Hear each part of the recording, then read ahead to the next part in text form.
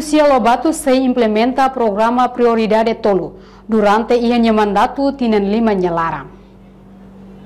Coordenadora Grupo Trabalho Reforma ba Setor Justiça, Lucia Maria Lobato informa assunto ne. Ba jornalista Timor Post, quinta-feira, loron hito fulan setembro, tinan reunião nulo resin tolo. Ihania klar fatim Palácio Governo. Programa tolo ne makahanesan. Apoio governo promove no implementa programa governo nian. E a área justiça prevê plano estratégico. Setor Justiça nian inclui desenvolve proposta política.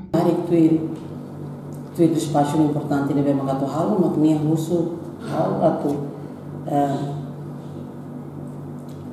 apoia governo promove no implementa programa governo ne área de justiça significa que para reforma justiça nebe que sai programa ainda devemos prioritário para primeiro-ministro e ne entende que tratando serviço ne importante teve se tem que estar matando o assunto né então ne Hamus grupo de trabalho depende diretamente da minha. Haula depende do ministro da Justiça, haula depende do ministro Conselho de Ministros, mas haula reporta do primeiro-ministro. Portanto, também há tudo que também ia duni atenção boa, halu sama katu hadiah setor justiça dan we ia tenarai ne be hamen kata la sidang dia kli mana saya mau hakar.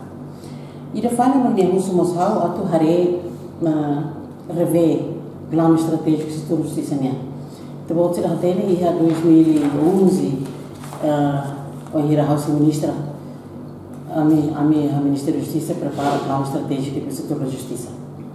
E plano que né agora ali o natina sanuluresi, portanto cari precisa rever tambah ali o tempo não e dalam rumah precisa rever atau adapta a realidade atual no que tem frente.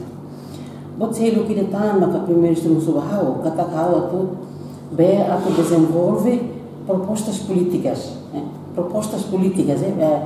hato hanon rumah proposta concreta rumah kona ba halano sama katu hadiah setor da justiça.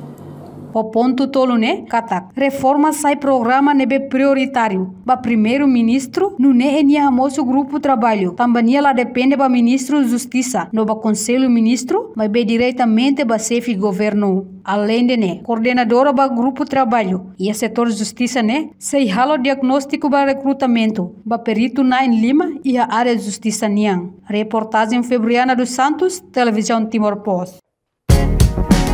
Janela informação ba Emma Roto. Atu tem informação atual dia kliu kita halua. Hane hambutang subscribe, like, halo comentário no file ba media sosial Roto.